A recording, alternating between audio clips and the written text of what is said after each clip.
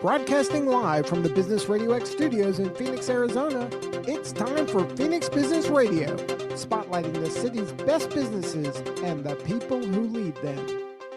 Good afternoon and welcome to Collaborative Connections radio show and podcast sponsored by KLM. We are broadcasting live in Tempe, Arizona inside Max 6 in the Phoenix Business Radio X studio, and I cannot wait to introduce you to all of my guests today.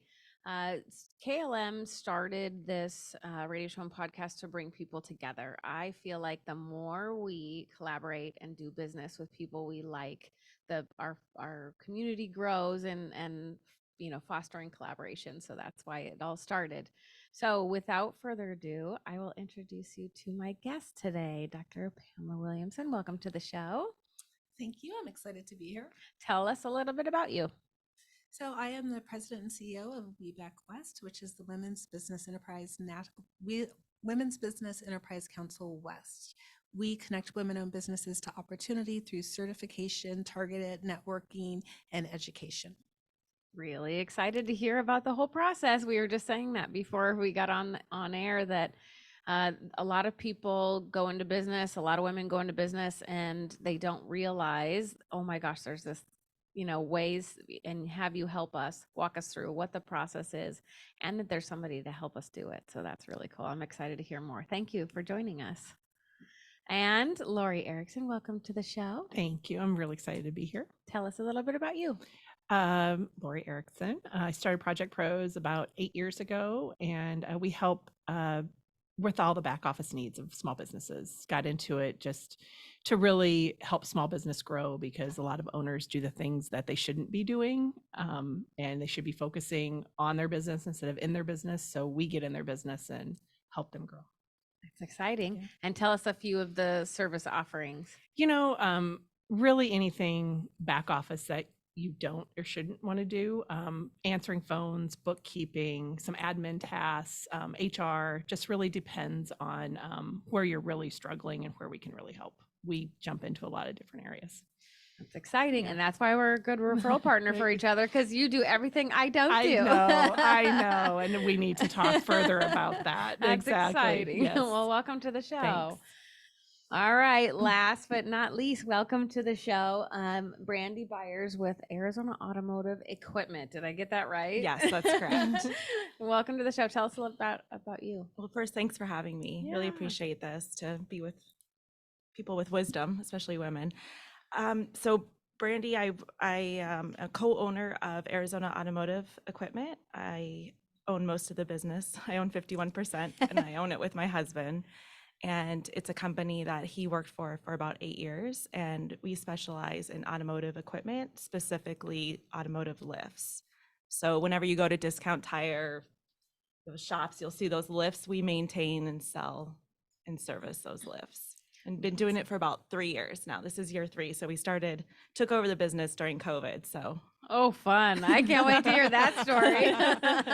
Exactly. And in a male-dominated industry, to have a woman-owned business. Woohoo. Yes, yes. I love hearing that, of course.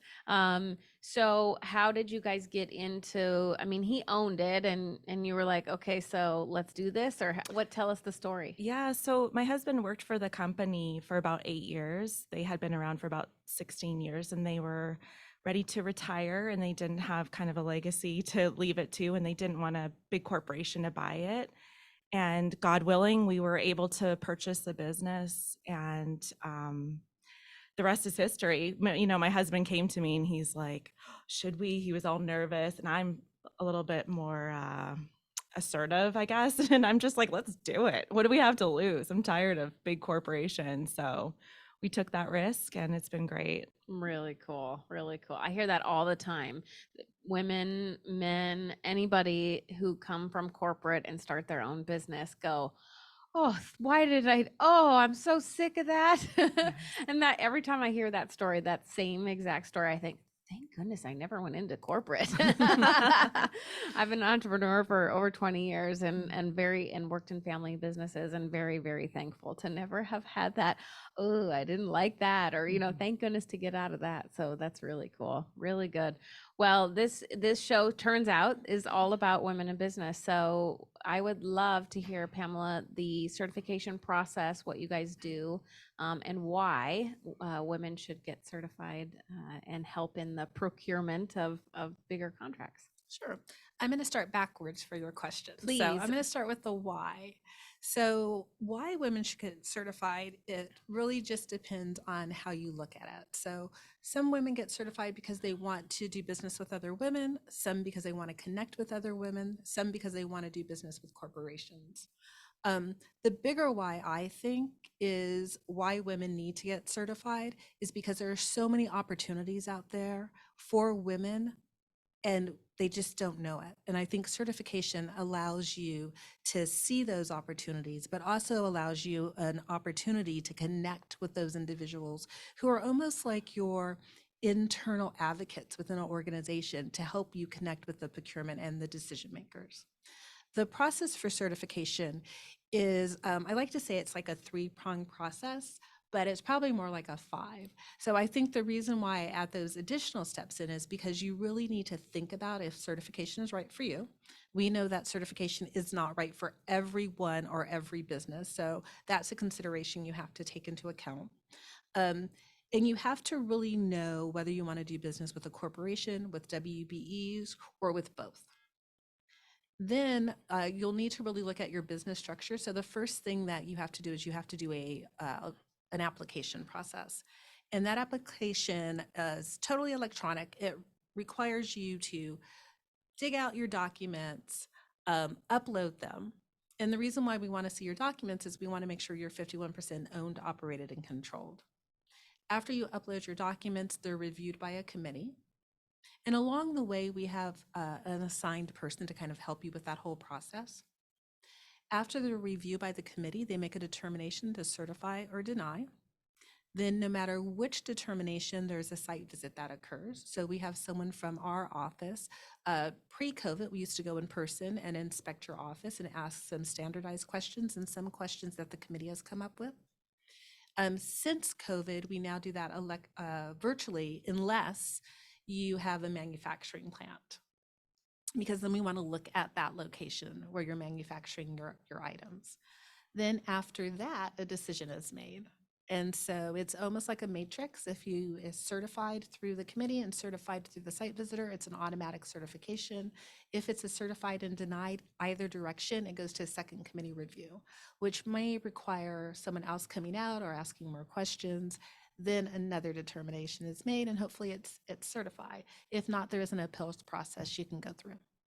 Wow, it sounds so easy when you explain it like that.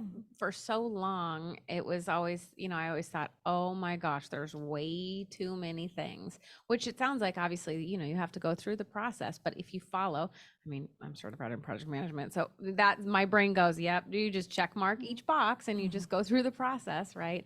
And you guys, I think, probably make it way easier than if somebody was trying to do it on their own. I want to say yes to that so badly. But what I am going to say is that you have those documents. And if you don't have the documents, you probably want to get those documents, right? So I used to be an auditor many, many years ago. And this is probably one of the best audit tools, regardless of whether you want to get certified or not. The information is all on webank.org.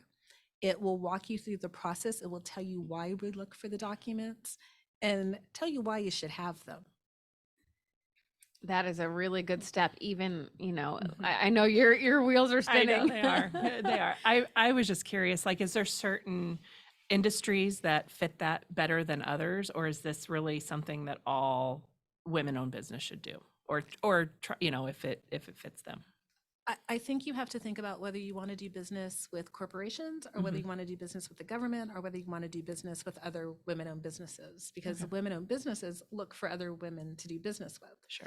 I think as far as industries, I always smile when people ask me that because I did not know any industry. So if you think about it, we have people who literally wrangle geese for the utility companies. And so I know, right? That's how I felt too. I was like, what? You're looking for what? And why would that be? That's So cute. it ranges from that type of service all the way up to, people who are in aeronaut, like anything. It's crazy. That's awesome. That's a mental picture I'll never lose. But does that help with government contracts? Because we are in government contracts. So does that kind of get you to the top of the list, if you will, for RFPs if you So- are certified? No, that's a great question. So WeBank does two types of certification. We do the WeBank certification, and we also do the Women-Owned Small Business, or WOSB certification for government contracts. And so the government does have set asides. They have a goal of 5% Mhm. of business being spent or done by women-owned businesses. So it does help. Great. Yeah, those are Mhm. two different. I didn't know that either until Yeah. you and I had that conversation, that there's two different certifications. And you gave me an interesting quote when we were talking before. You said 5%, which sounds really low, but it's a lot of It's a money. The government has some. It's a Yeah. lot of money. Uh-huh. And you said we're Yeah. not even close. The federal government has hit that goal once. They are now struggling again to hit it. So Mhm. I encourage all women-owned businesses, one, to get WOSB certified. You don't even have to go through us. I mean, I'd love for you to come through us, but you don't have to.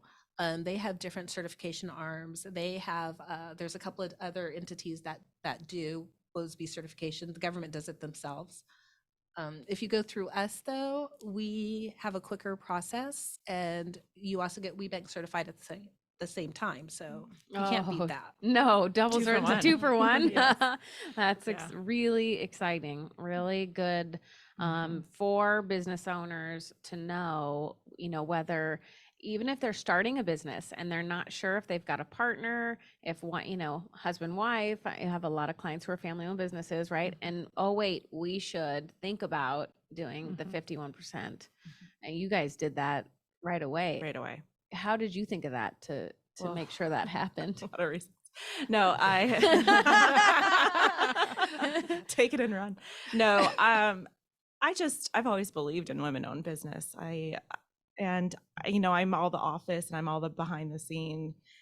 And so to me, it was just like, this makes sense. Like, I'm handling the finances and making more strategic decisions.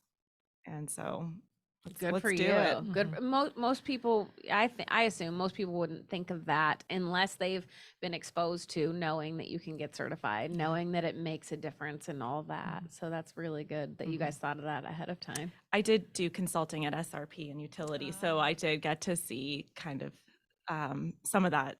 So it was a little trigger for me, like, ooh, if we have this, we'll have more opportunity. But we aren't certified, and they ask for that when we do government or apply for RFP, do an RFP or anything. So Good to yeah. know. Yeah, I'll be in touch. All these resources that are available, and that's one of the reasons that I keep asking, businesses and organizations and corporations and nonprofits, like, give me all the information, so that we don't have to struggle. There's no reason for any of us as business owners to struggle, Yes. and I'm sure that's one of the reasons you started Project Pros, Well, it's to- interesting, just to go back to that for a minute too, is, we just had this conversation and now I'm sitting next to you. But what's the advantage of a woman-owned business? And it was kind of it was an aha moment of, there's not really tax advantages, but this is, huge. So, if it's getting you in front of the right people to get the business and bring it in your door, that's huge. So it's a yeah. big deal. Yeah, it's a big deal. Yes. So speaking Yeah. of, tell us why you started Project Pros. I mean, you did a little bit in your intro, but Yeah. give us some background. Well, so I am the corporate person too. I envy you that you didn't, but there's also a piece of me that, my daughter's in college right now, and she would love to just probably come work for us at some point. But in my mind, I'm like, we need to throw her to the wolves in corporate. So she really appreciates small business, because I think that lacks with not having that knowledge. And so I was in corporate America, had assistants, had all of that stuff. And it was really hard to find a good one, the right one. And the drain of corporate America was a big reason I started Project Pros. And I just knew what small business and executives needed to get them over the hump and let them make a difference in their business. So It's huge. yeah, Every single small business, entrepreneur, or family-owned business that I say, the first thing you need to do is hire a bookkeeper Yeah, and an exactly, accountant, and then get your HR. If you're Yes. growing fast, you better have your HR in place. I mean, Yes. it's a necessity. is. It's just as much as a necessity as having your LLC and figuring out what your Mhm. all of that. Okay, next step. Like, Yes. if I'm going to give you a tutorial and I'm going to give you step by step, that's going to be at the very, very top. Yes. It's just, and then what's the point? Because what's the point of doing what you're not good at if somebody else can do it for you and take it off your plate, and then you make more money because you're doing what you love and you can do it faster and easier. Well, and it's interesting, just, our typical client comes in and they've done some of this and, they're wearing all those different hats. But then we go and we look at their books and they've got everything categorized, maybe in the same category, but they're not the right categories. And so, you're just sitting there going, okay, this is going to take a minute, but once we get it smoothed out, you can step out of this, because I know this is taking you 20 hours a month or 30 hours a month. And what is that time going to do for you if we give that time back to you? Where are you going to spend that time? What are you going to do with that time? If you look at your hourly rate at, for 30 hours a month, isn't it worth offloading that so you can step into what you're good at? It So, is. yeah.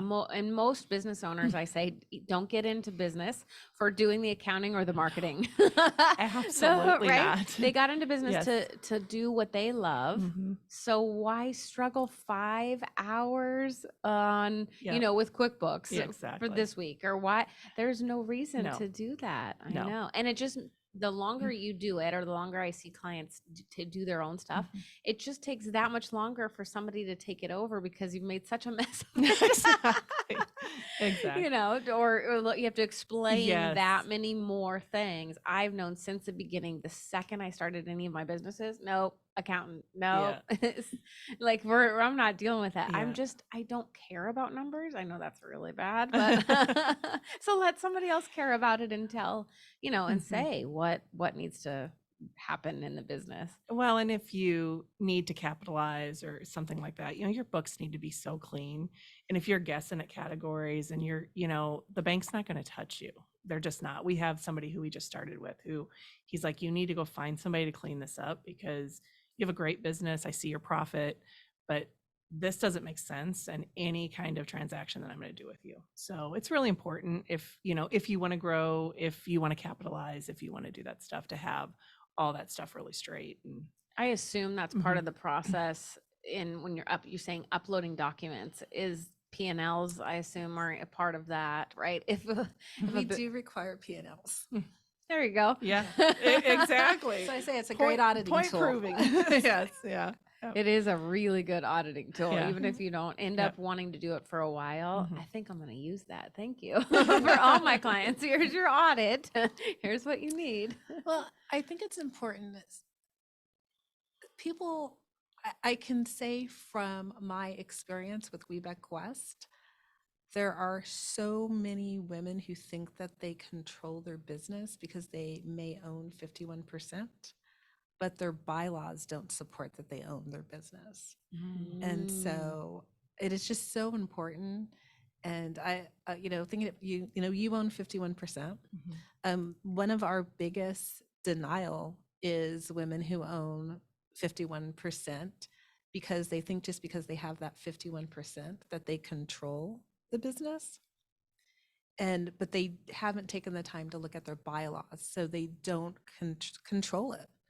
And so many women who are in partnership with their spouse are always like, so you want me to dump my husband? And that's not what we're asking, right? No drama.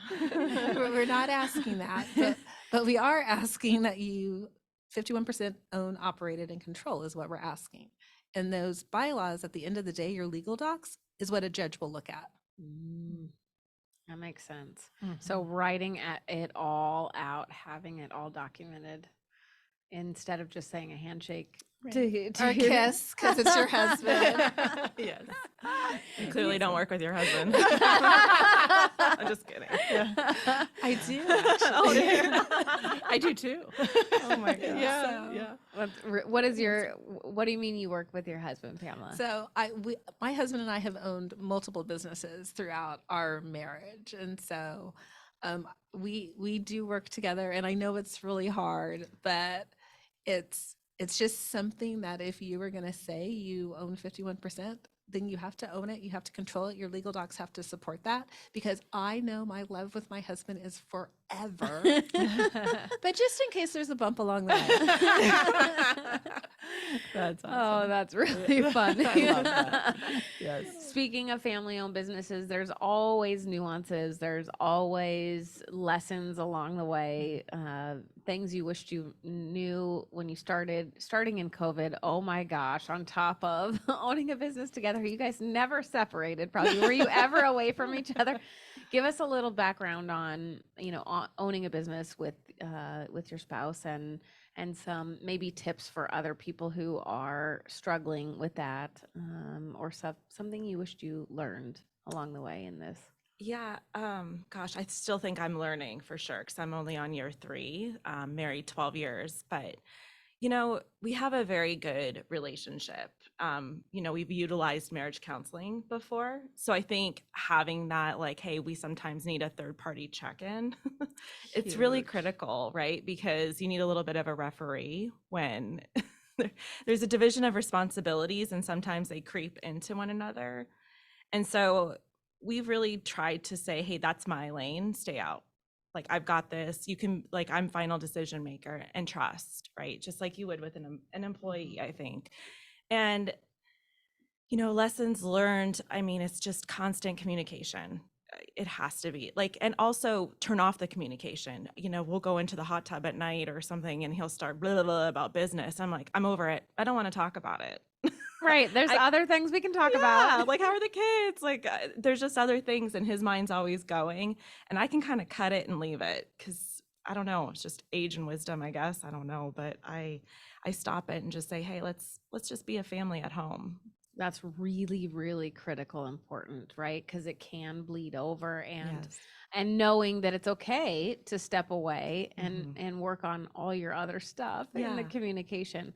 I love what you said about division of responsibilities and then trusting that the other one's going to do it. That is huge in family business, knowing everybody's role, and here's the description and here's everything that fits under there. Yeah. I'll come to you for advice. I'll ask you for your opinion, but at the end of the day, here's the separation, here's the line, Yeah. right? And knowing one another. I'm the fun one.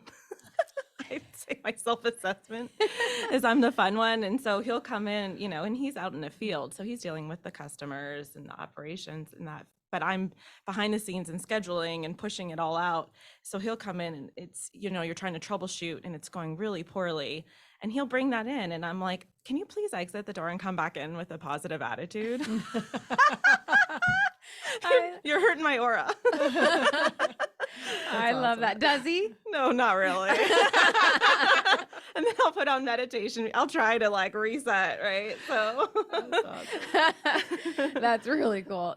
I know a lot of people talk about changing lanes or changing gears. So you come in, like you're saying, the home, come in, walk through the door, take a deep breath in the doorway, like that's your cue when you come in the doorway is take that deep breath, move into the next stage. I've kind of implemented that when I'm done with all calls, my hair goes up, next Yeah. one's like, okay, I'm done with everything. My bangs are going back. Like I'm done. I'm in my pajamas, right? It's just you have to do that mentally. And I think it's a practice. It takes practice for like you're saying, no, we're going to change our attitudes. We're going to do these things and Yeah. I just think that takes a lot of practice, but it's worth doing. yeah, and you still have to date one another, or and if something's really on each other's mind, we'll go for a walk and talk, like a walk and talk about, hey, we're thinking about hiring or we're thinking about firing or whatever is happening, that's really keeping us awake. And those are the times that we'll walk and talk about it and kind of think it through. That's a really good, especially men's brains, they say it works so much better if you're walking and talking. I do that with my Oh. son. It transfers the walking, you transfer back and forth between your legs, and that just helps your brain go back and forth between both. And my son communicates with me so much better if we're walking and talking. So does my husband. Oh, that's So interesting. you guys just did that by accident, huh? Yeah. You didn't know, but that it makes it so much easier to communicate from a man's perspective of by doing something else also, but something like that, not like cool. playing video games, but like like the back and forth of the brain. So Yeah. that's really cool. What about you, Laura? You said you work with your husband as well. I do. We strategically placed our offices way across the building from each other.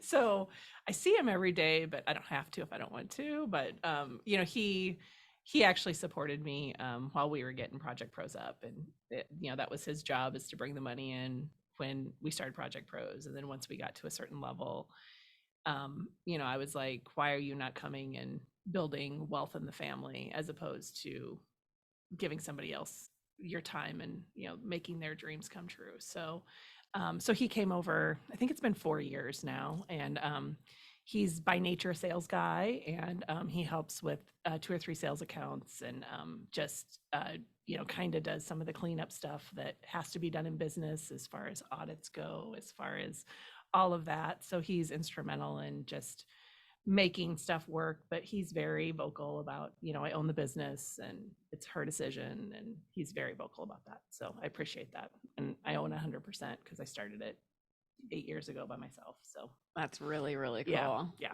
Really, really good to have everybody, know what they're really good at and do that. In the family business, we owned a medical practice. And my dad always said, I just am the doctor. I just do the medicine, like they take care of everything else, So we had an operations manager. I did all the marketing and business development, and my mom did all the advertising and, and HR. And so it's good. And we all knew our roles, didn't have to talk about it. And we, trying to help each other with their roles. And then it gets to be too many cooks in the kitchen, and then you got to move on to the next thing. Yes.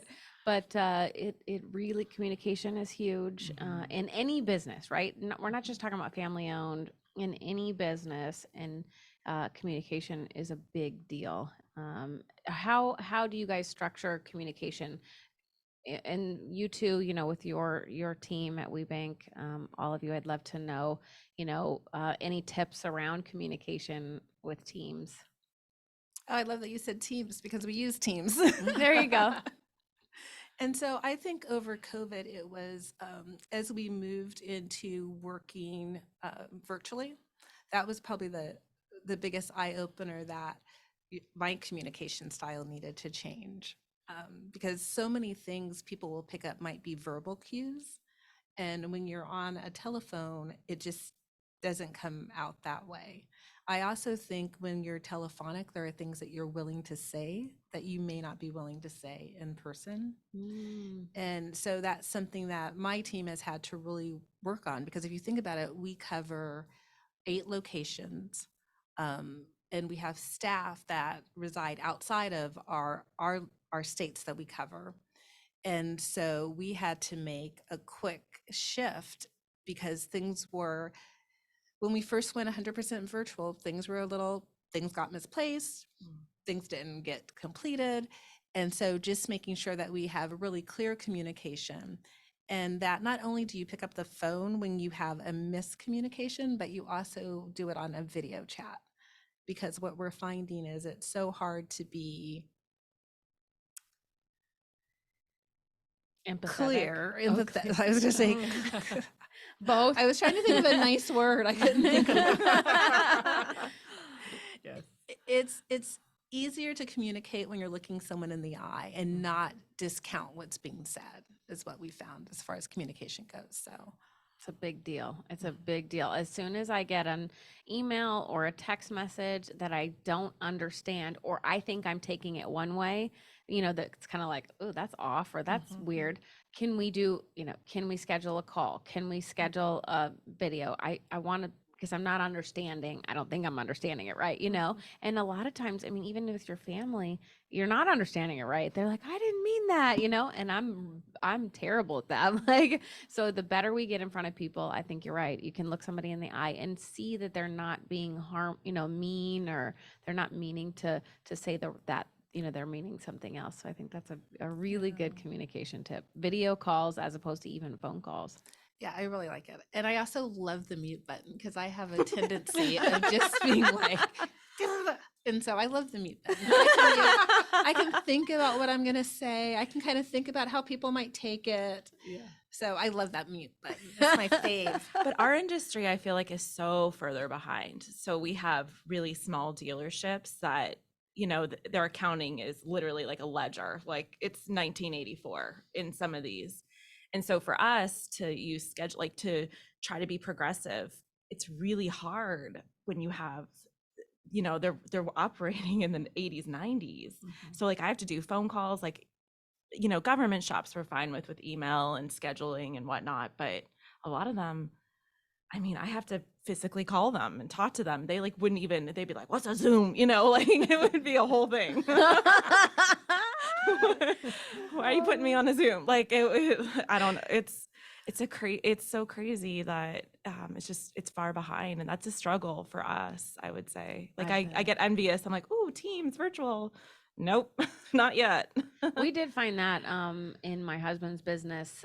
He's in electrical contracting. He's a fireman, but he owns electrical contracting business. And I set him up on all the things and everything he needs in his business. And he's like, but they can't just send him a form to fill out for what they need, because they don't even have, a lot of these guys that he's doing big shops, and stuff. And he's like, these guys don't even know what that is, what a Yes, Google yeah. form is. So I said, that's okay. You talk to them on the phone, you use the Google form to keep you on task, and you fill it out. So then it goes into the Google Doc. Like, we can still help him be more structured and streamlined, but just do it on our end. Yeah. And it's the only way to do it, really. What about you, Lori? Communication, teams. Communication is key just with our customers, because we're doing a lot of, their stuff in the back office, and they need to know it when they need to know it. We have deadlines. We use lots of different programs, Zoom to Asana to whatever, to keep us organized.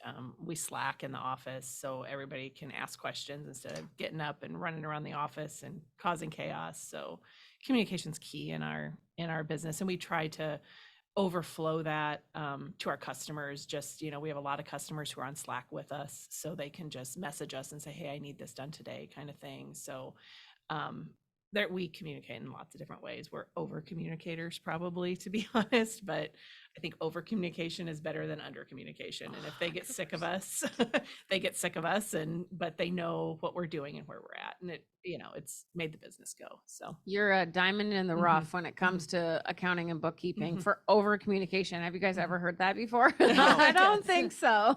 It's always they're too busy and oops, couldn't get to it. I know, and you're like wondering where luckily my husband he's my CFO. He does all my P&Ls. He deals with the accountant. Like, I don't want to look at it. Just tell me what my percentages are. Am I making money? Yes. Good. That's it. Well, and that's what we hear all the time, is that, we get most of our customers because somebody has sold a company and they've got somebody new in there and they don't have time for them and they don't get to them and they've got to file an extension. And, we're pretty diligent. We over communicate for sure. And they love it. And it's a great referral source for us too. I bet. That's really exciting. Yeah. Oh man. All right. So I'm gonna totally switch gears. I read everybody's bio and we didn't say them out loud. But I'd love to know, all of you have a little bit different backgrounds. So I'd love to know, the story or the why, what led you to these different careers you're in. I think story and steps helps others go, wait, I can change, I can do differently, I can follow this path. Not every path is the same, like you were talking about for corporate versus not corporate, right? I love that I never had to do corporate, right? But I am a kind of a one-off that I got to go straight into business ownership because my parents were entrepreneurs, because we'd already been building that family business since I was 15, right? So, so I'm like, well, I can do that. So I started my own real estate company, like, oh, I started my own fulfillment house. Oh, I can do that, right? Because I had that background of knowing that I could do anything. So I love hearing the stories because for you, I know, Pamela, you have a ton of education. I was reading your back. I was like, oh my gosh, that is a lot of education, right? That's awesome. I was like, if I can get through college by the skin of my teeth, I can, like, oh man, not that I wasn't smart. It was just, I didn't like school, right? So, and then I didn't go to corporate. So I love hearing your stories because I think everybody can benefit from, a different path. So tell me about all your degrees and why, what was the path that led you to that? So originally, my goal in life was to be a psychologist. So that's what I wanted to do. And so then that's what I went to school for. And then I found out I was a horrible therapist. So then it's not that funny. Well, you're not empathetic? Like, what makes a bad therapist? Well, I mean, I've seen some bad therapists. I just, this is going to sound horrible, but I didn't like the mundane, right? So I yeah. really A lot of people, a liked lot the of problems. cases, right? Yeah. I really liked Yeah. the cases that were more interesting. And I found that when people were talking, I would start drifting. Like I was a horrible therapist. There's like way too much information. No, it's not. No, not at all. Because you think this is a good path, right? Yeah. Somebody, especially these young kids, they think they have to go in this certain path, Mhm. right? You went to school being a psychologist. Can you imagine if you're like, okay, well, I went through all the school. Now I'm just going to do it because I said I would. And then you're like, I mean, that's terrible. That's terrible. So then I decided, well, I still wanted to stay in healthcare, but I wanted to be more on the administrative side of the house. So I went and I got a doctorate in healthcare administration. So then I was setting up and designing psychiatric urgent cares. Then my father got extremely sick and I ended up having to take care of my father. I took I thought was going to be a small sabbatical. And but it turned out really not to be a sabbatical at all because my CEO at the time kept calling me for stuff. And so finally one day I told my husband, I'm like, I'm just gonna quit. And we opened up a restaurant at that time. And then I had a friend call me and she was like, hey, there's this position open. And the headhunter called me for this job. And I didn't know anything about supplier diversity, didn't know anything around it at all. And then 7 interviews later, Oh my. Only. they ended up hiring me and I just fell in love with it. I love the fact that I get to help women. I love the fact that I'm helping to build generational wealth. I love the fact that I'm helping the communities in which women reside. And it's just an amazing opportunity for me. I think of it as a gift every day. That's awesome. What a cool I thing, love right? that. But see, Yeah. now you're living, what you didn't even know was possible. Had you not, I don't like the regret thing, right? I don't want to have regrets at the end of my life. So I'm always pushing people like, oh, you don't feel good about that? Do something else, like I'm going to push you a little bit. No, that it doesn't have to be like that, So I love that you just Yeah. changed it up. Huge pivot. That's Yeah. really, really cool. What was the restaurant? It was an Italian restaurant right off of Ray Road. Oh, and how long did you guys do that? We did that for about 5 years. And one day I had stopped and I was actually in a women's retreat that I was running. And this lady, the way that the retreat was designed is that each participant had half a day to present a business problem. We had brought in buyers and procurement and supplier diversity people, and they had half a day to present their business problem. And then we'd all do this think tank and try to help them come up with solutions. So while we were there, this lady stands up and she's like, oh, my husband and I just bought a restaurant. And I'm thinking, we just sold a restaurant. And so she had ended up buying with her husband our old restaurant. Oh my way. gosh. Oh my gosh. That is How- really crazy. Yeah. very small world. Oh, yeah. And that she actually was certified through us. So had no clue, hadn't met her before. It was just an amazing thing. So, Oh, that's That's really awesome. cool. All right, Kismet. Lori, you're up. The story to the point now that Yeah. I love in your bio is balance. Mhm. Is having that balance in your life, is bringing your husband on, going, let's build this thing that's going to last, that we could build generational wealth, like you were talking Mhm. about. Pamela, tell us your journey and what you finally decided, like, okay, I just got to have this all balanced out. Yeah. Well, where do you want me to start? So, went to college, played sports, all of that. Didn't finish college like I should have when I was in it, getting it paid for through sports. But kind of bounced around, bartended for a while. I look at my journey as I did all these things, and during that path, I had no idea why I was doing all those things, but now it's like crystal clear that all of those things added up to Project Pros. And it's from bartending for customer service to I worked for a psychologist who was like a psychologist to the stars, and so kind of getting that perspective of just interacting with people who think they're better than you, that kind of thing, and just understanding what that looked like. And then was at Best Buy for a while. I ran their operation and their HR, and so that hiring and firing machine, just that was a revolving door. I was in corporate sales for quite a while.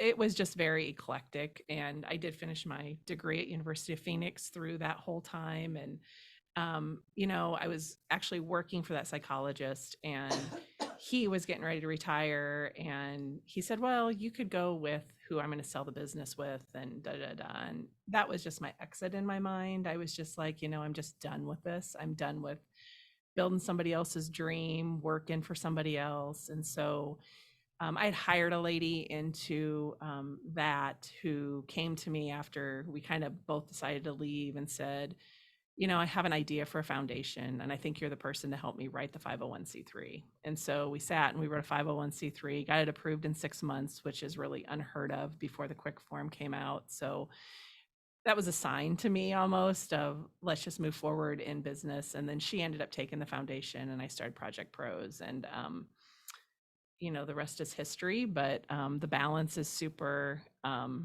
important, with my and Todd's relationship.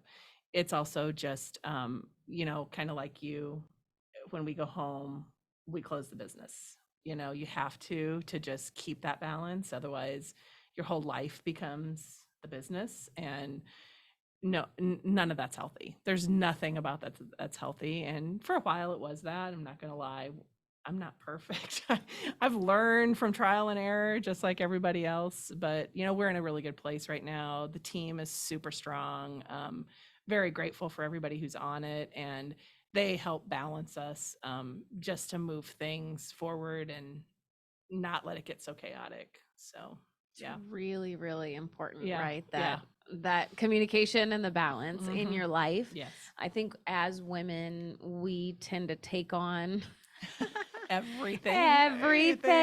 Yeah. And then we think we need to do it all Yes. because, oh my gosh, I don't have time to train somebody. I don't have time Yeah. to do that, or, Yeah. talk about it, Yeah. whatever. But the more we can delegate and the Mhm. more we can say, no, this is my lane, like that. I don't, like I said, I don't know numbers. He's doing that. No, I'm not dealing with that. I love that. But the communication is kind of the back to the communication, right? Is on your team, even, I'm sure, is the inner communication between. I'm always doing that with team. Like, okay, do you like doing that or you don't like doing that? Okay, let's find somebody else. What of this job do you love? Mhm. And well, I'm not really good. Okay, so let's find somebody who does better at that. Mhm. And then you get to, right? If we're all gonna be in this life, we might as well be enjoying ourselves. So Yeah. continuing to do what we love, by Well, and building I something. did have a boss at one point who was just like, I really believe just get the people on the bus and you'll find the right seat for them. But, that interview's so important. And if they fit, and even if it's not the hole that you want to stick them in, get them on the bus and you'll find the right seat for them if they're the right person. you know. I so, love that yeah, quote. Look yeah, at yeah. there's a life lesson for you, right? Well, it's a book, It's a right? book. It's a Yeah. good book. Yeah. I can't recall the name of it, but yeah. Mhm. I love that Yeah. quote. Yeah. I have done that randomly, you Mhm. know, not even thinking about it. Mhm. I always said to people, if you hire your first assistant, you'll figure out how to pay for them, right? Yep. But now I'm to the point where like, ooh, I really like this person. I'm just gonna say, can you want to come work with me? And then we'll figure out what you want to do. And we just 100%. keep adding to the team Mhm. that way. That's Mhm. really cool, Mhm. right? Yeah. You can't train personality. You really can't. You really can't. All right, you're up, Brandy. Tell I think us one thing your- though, before I'm up, Yes. what's neat about both of you is I think I don't know if it's younger generation. I don't want to be that old biddy like ugh. But I think what's really neat is we didn't have analysis paralysis on confidence on trying something new. And I think for a younger generation, that's something to teach. Like don't just talk about wanting something new, just do it. Like, you know, and if it doesn't work, pivot again. Like, but that's the neat part about business and just taking, you know, going from a restaurant back in, you know, from psychology.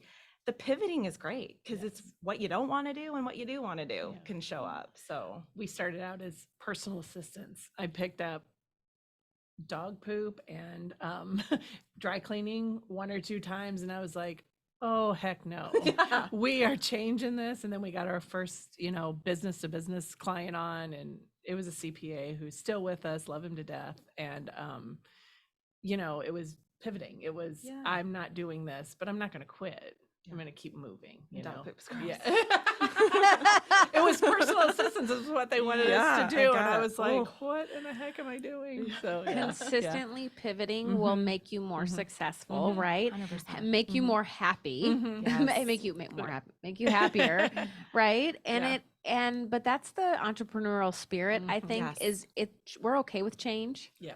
And you know, you Mhm. kind of have to be okay with Mhm. change and Yes. pivoting Mhm. and doing that, but you last way longer in business the more you continue to shift that a little bit. Yep. Yeah, Growth really cool. mindset, right? That's right. Absolutely. All right, Brandy. So I'm in your bio, I loved hearing about you come from a family of entrepreneurs just like I do. So tell Oh, yeah. me a little bit about your background, the journey, how this all came about. So both my grandfathers were entrepreneurs and my dad. So it was all the men. And so I just always would talk to them. Maybe I'm a little different than you. I like the money side of it. And I just always wanted to learn about stocks or how did they invest it or I don't know. I just, as a kid, I was playing Office as a little kid. So I think watching them, Super cool. yeah. And so my career, it started off, I went to school for international business and I didn't really know what that meant. I thought, ooh, I get to travel. Like, I didn't know, no clue. And turns out I didn't get to travel, but took some real corporate jobs that were pretty horrible, taught me about life. I had to basically flip, people would get like couch loans and then we would flip them. I think that was in 2008, so I was probably part of the problem, which I didn't really understand. But it really taught me about mortgages and about finances. But it's pretty embarrassing, you know. Like, oh Lord. So did that, hated it. I just, oh gosh, I remember going into work and just, I hate, like, and I'm not somebody can't wake up and not be happy. Like that's just not my MO. And so quit that. And then I was like, you know, I kind of want to save the world. So I decided to become a substitute teacher. So I did that to see if I wanted to go into teaching. And it turns out I did. I loved teaching high school. But for me, I just didn't see what was next. I couldn't see myself being a principal because I'm just kind of too blunt. And I was like, oh, so I did that for a few years. Loved it. I loved the kids. Like it was just such a great experience. And from there, I went into consulting, and that's where I was a consultant at a small company at that time. And we were, I was at SRP quite a bit in the utility industry. And so did that for almost 10 years. And I got to see a business grow. I got to see how somebody can really take care of their employees and care about them and see their growth. And we use a lot of those practices. And that's when I had another job in between. And then that's when we got the ask to buy the business. So the Really? pivoting. And like you said, and I know you said it, Lori, like all these different things, and Let it- where's it all going to end Yes. up, right? How are we going to get to where we are? But I would always, when I was working, I would have a podcast on. I would always listen to How I Built This by Guy Raz. It was so, I don't know if you have listened to that, but gosh, it was just so motivating. I'm like, well, she was doing, there was Dry Bar and just all, even Southwest Airlines, all these. I'm like, well, shoot, if they could do it, I know I can. Like, I don't know. But I will say, having a growth mindset, my husband's kind of change resistant. So, wow, we are in different spectrums a lot of the times. I bet. But if you can counteract, if you can keep the communication up, Yeah. right, and counteract each other, I have the growth mindset too. And my husband's like, okay, but we need to actually make some money. We need to actually, right. I said I want to be a philanthropist when I grew up. And I was like, and my husband's like, you kind of need money for that. I'm like, all right. So now every time I make money, I'm like, I just keep giving it away. Like, Don't I can bubble be pop. this. But we are a good team, right? Because you Yeah. have to have that, like, okay, don't go too crazy. Mhm. We gotta, step at a time, each step at a time. I call it marinating. Like, plant the seed, let it plant it, marinate it. And then it was his idea all of a sudden. And I'm like, woo, great idea. That's another whole topic. Psychology 101. I know. Women's Manipulation. psychology 101. It's business ownership. Marriage. Exactly. Oh my gosh, that's really funny. I love tell us the podcast again. What was it called that you were listening to? How all I the time? Built This by Guy Raz. Really Or good. how I think it's that, yeah. But it's so good. It's so like, oh my gosh, because they go through their, like, how it started to where it is now. And it's normally pretty big businesses, the dream ones, But they're all different, right? Just like you All guys, different. right? Like different paths, and how did Yes. we get here? And it all adds up to having a really cool business and really cool industry. Lessons in life, lessons along the way. I'd love to have you guys share tips for women in business. It doesn't sound like and maybe we just hadn't touched on that, but being women in business, I know a lot of women have had trouble with, that glass ceiling, or have had trouble with their male counterparts. I never, luckily, have had that, but so whether it's lessons learned of how to deal with that, or just, in general life lessons. Pamela, I start with you. So I would, from being in the position that I am in and watching so many women grow their business, and also watching so many women not being able to grow their business, I think the one lesson that I've learned from watching those that have been successful is definitely don't limit yourself. There are so many opportunities out there that may require you to pivot. And I think you shouldn't be afraid to pivot. I'm like, who's to say you can't go from laying electrical wire to laying cable for, Cox, or so the world is changing. What corporations are looking for is changing. Don't be afraid of the change. Really, really good. That's a really good thing. That's what you're talking about, right? The entrepreneurship, the entrepreneurs that are willing to change and willing to pivot, do it, because there's nothing says we have to start and we have to stick to being a personal assistant company, right? That's really, really good. I love that. Okay. What about you, Lori? I think this is probably just my dad speaking through me, but he, and I think it's really relevant for entrepreneurs. Is there's just days you just want to stay in bed and pull your covers over your head and go, I don't want to face this. I just don't want to face this. But I just live by the mantra of get up, dress up, and show up, because even if you're having a bad day, something's going to turn and it's going to be okay. Because you had horrible Monday and Tuesday, but by Wednesday there's probably a new customer walking through your door, and it changes your whole perspective. And my dad wasn't really an entrepreneur, but he was a really hard worker, and he just was always like, get up, dress up, and show up. Something's going to happen. So I just live by that, because there's days I don't want to do it. I'm sure you guys can all understand that. And, you just go, and gets better, you know. That is really cool. My whole Yeah. body has chills. Yeah. Get up, dress Yeah. up, and yeah, that's really, really Yeah. cool. Yeah. Show up. Yeah. In COVID, I immediately just switched from, being out in everybody's businesses, Mhm. right, to being Mhm. on Zoom. And people would always say, "Oh my gosh, why do you get dressed up?" My kids, my Yeah. husband, my friends, my mom, whoever would come over, I was always dressed, fully dressed, done. Like, it makes me feel better. I feel Mhm. like I'm actually, even if nobody was going anywhere, but okay, number one, I got to stare at myself in Zoom for however long, right? Exactly. But I felt like I'm still going to work. I'm still being there, right? So Mhm. it's that mindset of getting dressed up Yep. and showing up, and it always turned out good. Yep. It always made me feel better than wearing pajamas and Yeah. Well, when you go and hole yourself in somewhere, you just feel bad, and there's no other energy around you to change that, so get out there, just go, just do it, keep moving. that's really So, good. yeah. What about you, Brandy?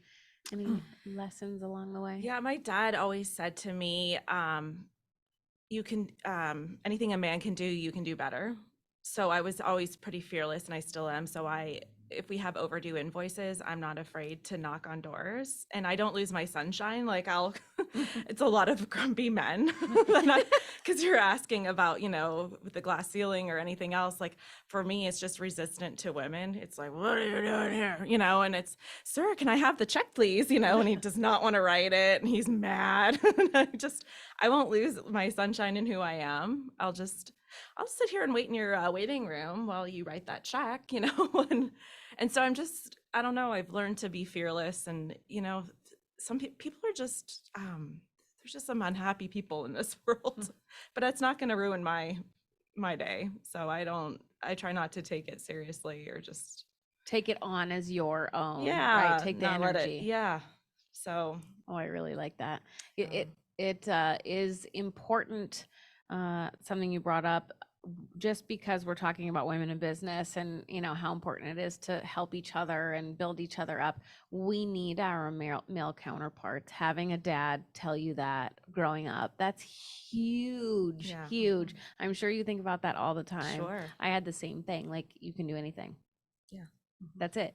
Mom and dad said, like, and Yeah. they would show it, right? Like and she was she's fearless that way too. So I think having good role models, it really, and I think about that with my boys. They see me showing up, and they see what a woman can do. And I want them to have that in their future, it's endless what they can do. Yeah, that's really, really good. Can you believe we've been talking for almost an hour? No, I can't. It But goes by really fast. I want to piggyback on what you said. Yes. Because I think it is so important for women to have other role models and to see other women be successful. So I am very appreciative of being able to be on today, because I think these are two amazing role models. And I just think we need more of that. We need to share success stories. We need to share best practices. We just need to share. And that's the one thing I do love about working with women, is that we're not hoarders of information. Yes. We are willing to share, and we're willing to show up. I am finding that more and more lately is getting surrounded with loving humans, men and women, that are showing up and helping and not afraid to, to tell you whatever you need, whatever you need and whatever you need to hear. But role models can, even if you didn't have good role models as a kid, doesn't mean you can't get them now, right? Through WBEC, through organizations, find those role models to continue to lean on and help each other. I love that. Yes. Love that. Well, tell everybody how we can reach you. Pamela, I start with you. So for me, you can reach me at Pamela at WBEC-West.org. And so I am average about returning emails. Usually takes a day, maybe two, but I will get back to you. Work-life balance. That's right. And the website is www.wbec-west.org. Thank you very much for being on with us. What about you, Lori? You can reach me. Our website is www.projectpros.rocks, and it's ROCKS. No com after it or anything. It's just projectpros.rocks. you can reach me through there, or if you just put Lori in front of that, Lauri at projectpros.rocks, you can reach me. Thank you very Yes. much for being on. Brandy, what about you? How people can reach you guys? We have a website, azautoequip.com, or bbuyers at azautoequip.com. Thank you all so much for being on with me today. You've been listening to Collaborative Connections radio show and podcast sponsored by KLM. Do what you love and outsource everything else. Until next time, happy connecting.